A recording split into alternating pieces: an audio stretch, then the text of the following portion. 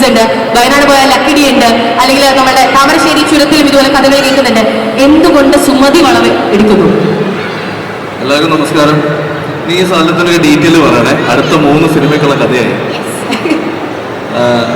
First of all ചെറുപ്പം മുതലേ കേട്ടിട്ടുള്ളൊരു പേരാണ് സുമതി വളവ്. പണ്ട് ഒരുപാട് കേട്ടിട്ടുണ്ട് ഇങ്ങനെ വളവിനെ പറ്റിയും ആ വളവിൽ ഒളിഞ്ഞിരിക്കുന്ന രക്ഷയെ പറ്റിയും ആ വളവ് വഴി യാത്ര ചെയ്യുമ്പോൾ കിട്ടുന്ന എക്സ്പീരിയൻസിനെ പറ്റിയൊക്കെ.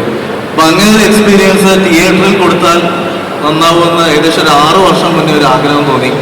അന്ന് ആ ആഗ്രഹം ഞാൻ വിഷ്ണുവിനോട് പറഞ്ഞിട്ടുണ്ടായിരുന്നു. പക്ഷെ അഖില് പറഞ്ഞത് സത്യമാണ്. പണ്ട് അഖില് വന്ന് സിനിമയ്ക്ക് വേണ്ടി ട്രൈ ചെയ്യുന്ന സമയത്ത് ഞങ്ങളിങ്ങനെ ഡിസ്കസ് ചെയ്തിട്ടുണ്ട്. ഇന്നൊരു 6 വർഷത്തിന് ശേഷം ഇപ്പം ആ സിനിമ ചെയ്യാൻ പറ്റുകയും ഇവിടെ ഇത്രയും വലിയ ക്രൗഡിന് മുന്നിൽ അതിൻ്റെ ട്രെയിലർ കാണിക്കാൻ പറ്റുമ്പോഴും സത്യത്തിൽ ഭയങ്കര അഭിമാനം തോന്നുന്നുണ്ട്. അപ്പോൾ ഭയങ്കര സന്തോഷം തോന്നുന്നുണ്ട്. അതിന് കാരണം ഞാൻ മാത്രമല്ല, എനിക്കൊപ്പം ആ സ്വപ്നം എൻ്റെ കൂടെ കൊണ്ടുവന്ന് അല്ലെങ്കിൽ എൻ്റെ ഒപ്പം യാത്ര ചെയ്ത വിഷ്ണു.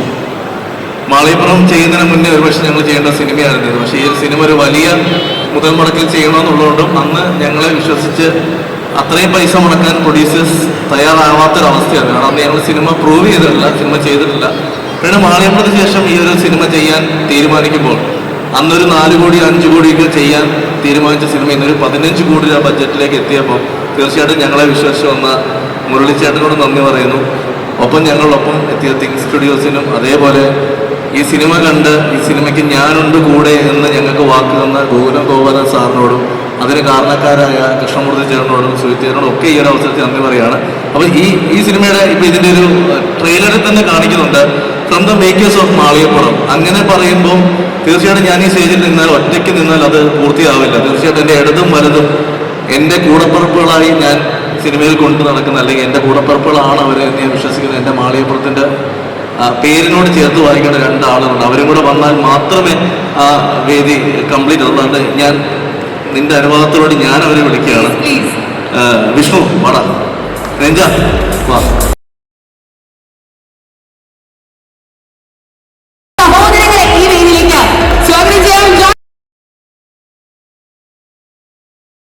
ഇതിലിങ്ങനെ ഇടതും വലതും നിൽക്കുമ്പോൾ എനിക്ക് എന്തും എഴുതാൻ കഴിയുക. കാരണം അത് എക്സിക്യൂട്ട് ചെയ്യാൻ പറ്റുമെന്നുള്ള വിശ്വാസം എനിക്കുണ്ട്. അത് ഞാൻ എന്ത് കഥ പറഞ്ഞാലും ചേട്ടാ നമുക്കിത് ചെയ്യാൻ പറ്റുമെന്ന് എനിക്ക് ഒരു ധൈര്യം വരുന്നത് ഇഷ്ടവും.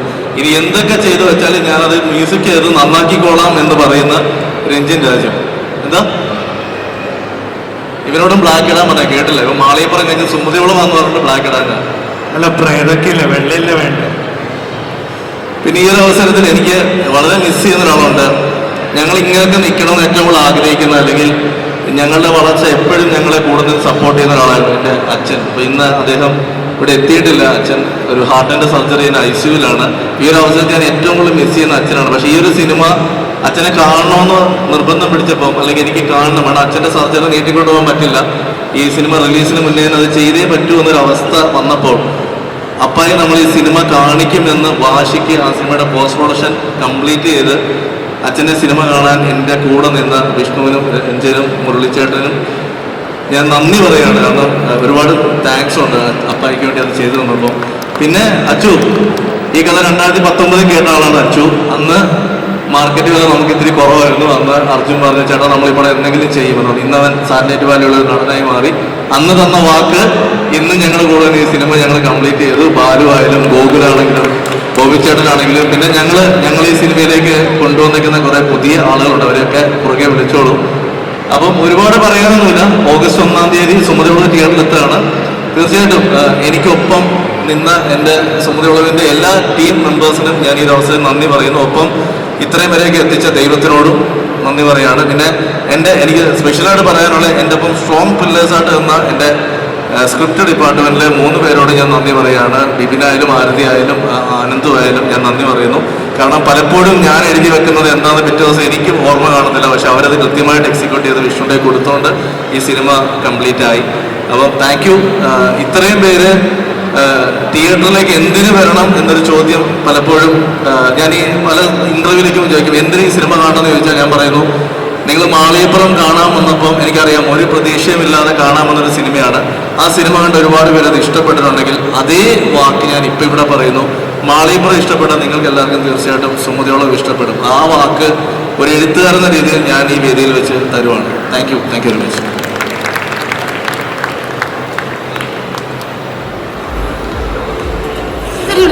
പ്ലീസ്. അല്ല, പ്രത്യേകിച്ചൊന്നും പറയാനില്ല. ഓഗസ്റ്റ് 1 പടം ഇറങ്ങാണ്. ഇപ്പൊ ഈ വന്നിരിക്കുന്ന ആൾക്കാരെ എന്നെ ഒന്ന് കണ്ട മുരളിച്ചേട്ടൻ നമ്മൾ കുറച്ച് രക്ഷപ്പെട്ടു. എനിവേ, മാലിയപ്പുറത്തിന് ശേഷം ഒരു പടം എന്ന് പറഞ്ഞ് കുറേ ഇൻ്റർവ്യൂസ് ചെയ്തിരുന്നു. പക്ഷേ സത്യം പറഞ്ഞാൽ ഏറ്റവും ആദ്യം ചെയ്യാനിരുന്ന സിനിമയായിരുന്നു സുമതി വളവ്. ഇപ്പോൾ 2019 തൊട്ടിട്ട് തുടങ്ങിയ ഒരു യാത്രയാണ്. പക്ഷേ ഒറിജിനൽ സുമതി വളവ് എന്നുള്ള കഥയല്ല എന്ന് ഇവിടെ നിൽക്കുന്ന എല്ലാവരോടും ഞാൻ പറയാണ്. സുമതി വളവിൽ നടന്ന ഇൻസിഡൻസിനെ ഇൻസ്പയർ ചെയ്ത് അഭിലാഷ് പിള്ള ക്രിയേറ്റ് ചെയ്ത ഒരു ഫിക്ഷണൽ സ്റ്റോറിയാണ് നമ്മളിവിടെ നമ്മൾ ക്രിയേറ്റ് ചെയ്തേക്കുന്നത്. അപ്പോൾ എൻ്റെ ഒപ്പം ഗംഭീരമായിട്ടുള്ള എൻ്റെ ടീം, ഞാൻ ആദ്യം തന്നെ എൻ്റെ ഡയറക്ഷൻ ടീമിനോട് ഒരു ഹ്യൂജ് താങ്ക്സ് പറയാണ്. കാരണം 85 ദിവസം കട്ടയ്ക്ക് രാവും പകലും ഇല്ലാതെ രാത്രി നൈറ്റ് ഷൂട്ട്, അത്രയും ഹെക്റ്റിക് ആയിട്ടുള്ളൊരു ഷൂട്ടിംഗ് സ്കെഡ്യൂളായിരുന്നു. കട്ടയ്ക്ക് കൂടെ നിന്നിട്ട് ഇളമച്ചമാരെ താങ്ക്സ് ഡാ അവിടെ ഉണ്ട്. അഭിലാഷേടാ തോളിയോ പെർമിഷൻ, നിങ്ങൾ പെട്ടെന്നൊന്ന് വന്നിട്ട് തല കാണിച്ചൊരു ഹായ് പറഞ്ഞിട്ട് പോകും. ഡയറക്ഷൻ ടീമിനൊന്ന് വിളിക്കുകയാണ്. ഇവിടെ നിൽക്കുന്ന എല്ലാം സിനിമ സ്വപ്നം കാണുന്ന ആൾക്കാർക്ക് വേണ്ടിയിട്ട് ഞാൻ ഡെഡിക്കേറ്റ് ചെയ്യാണ്. നാളെ വരാൻ പോകുന്ന അതെ അതുപോലെ തന്നെ സ്ക്രിപ്റ്റ് ടീമിനെയും ആരതി, ബിപിൻ, നിങ്ങൾ രണ്ടുപേരും ഈ വേദിയിലേക്ക് വരണം. സഞ്ജു അമ്പാടി, വിനോജി നായർ, പെട്ടെന്ന് പാടാൻ സമയമില്ല. അപ്പോൾ എനിക്ക് വിഷ്ണു ചേട്ടൻ മാത്രം ഈ കൂട്ടത്തിൽ എനിക്ക് കൊണ്ടുവരാൻ കഴിഞ്ഞിരുന്നു നമ്മുടെ DOP. പക്ഷെ പകരം ശക്തമായ ഒരു രാക്ഷസനെയാണ് നമ്മൾ കൊണ്ടുവന്നിരിക്കുന്നത്. Thank you PV Shankar sir. If you are watching this, you have put a very heart and soul to make this film a fantastic one. August 1 ആ രാക്ഷസന്റെ വിഷ്വൽ മാജിക് എന്താണെന്ന് കേരള ജനത കാണുന്നതാണ്. അതുപോലെ തന്നെ എൻ്റെ ബ്രദർ രഞ്ജിൻ രാജ്. എൻ്റെ മൈൻഡിലൊരു കൺസെപ്റ്റ് ഉണ്ട്, ഈ മ്യൂസിക്കുകൾക്കൊക്കെ ഒരു 90s വൈബ് വേണമെന്നുള്ളത്. സോ അദ്ദേഹത്തിനെ ആ 90s കൊണ്ടുവരാനായിട്ട് ഞാൻ ഒരുപാട് സ്ട്രഗിൾ ചെയ്തു. ഒരുപക്ഷെ പടം ഇറങ്ങിയതിന് ശേഷം നമ്മുടെ പാട്ടുകൾ ഇറങ്ങിയിരുന്നെങ്കിൽ ഇന്ന് കേരള ജനത ഒരുപാട് സെലിബ്രേറ്റ് ചെയ്തേനെ. ഇപ്പൊ ഇറങ്ങിയത് ഒരു റീച്ച് നമ്മൾ പ്രതീക്ഷയെക്കാളും ഒരു കുറവുണ്ട്, ടു ബി ഫ്രാങ്ക്. പക്ഷേ പടം ഇറങ്ങിക്കഴിഞ്ഞാൽ ഈ പാട്ടുകളെല്ലാം ഒരു സെൻസേഷൻ ആവുമെന്ന് പറയുന്നതിൽ യാതൊരു സംശയവും ഉണ്ടാവില്ല. അതുപോലെ തന്നെ പടത്തിന്റെ RRഉം കാര്യങ്ങളും എല്ലാം അദ്ദേഹം 90s വൈബ് പിടിച്ചിട്ടില്ല. അത് ഇന്നത്തെ സിനിഫൈലായിട്ടുള്ള ഓഡിയൻസിന് വേണ്ടിയിട്ട് തന്നെ അദ്ദേഹം ഡിസൈൻ ചെയ്തിട്ടുണ്ട്. And that really pumped the film totally. ഒരുപാട് പുതുമുഖമായിട്ടുള്ള ആക്ടേഴ്സ്, 40ഓളം ആൾക്കാരുണ്ട്. എല്ലാവരുടെയും പേര് പറയാൻ തുടങ്ങിയ പരിപാടി കൊള്ളാവും. അപ്പോൾ ഞാൻ കൂടുതലൊന്നും പറയില്ല. മുരളിച്ചേട്ടാ, a huge hug for you. വിശ്വസിച്ച് കൂടെ നിർത്തി 2 വർഷം നമ്മൾ ഒരുമിച്ച് ട്രാവൽ ചെയ്തു. ഇന്ന് ഈ വേദിയിൽ നിൽക്കുന്നു. 7 കോടി പടം എന്ന് പറഞ്ഞിട്ടായിരുന്നു ആളുടെ അടുത്ത് തുടങ്ങിയത്. ഇന്നിപ്പോൾ പടത്തിന് ഏകദേശം കണക്ക് നമുക്ക് പിന്നെ സംസാരിക്കാം. എന്തായാലും ഒരു ബിഗ് ബഡ്ജറ്റ് ചിത്രമായി മാറിയിരിക്കുകയാണ്. ഒപ്പം തന്നെ ഗോകുലം ഗോപാലൻ സാർ, അദ്ദേഹം വരാൻ സാധിച്ചിട്ടില്ല. പക്ഷേ thank you so much sir, you are a big fish. നമ്മുടെ എല്ലാവരെയും നിങ്ങൾ രക്ഷിച്ചിരിക്കുകയാണ്. ഇതിനെ കൂടുതൽ പറഞ്ഞ് ചളാക്കുന്നില്ല. Thank you everyone. ഓഗസ്റ്റ് 1 പടം ഇറങ്ങുന്നുണ്ട്.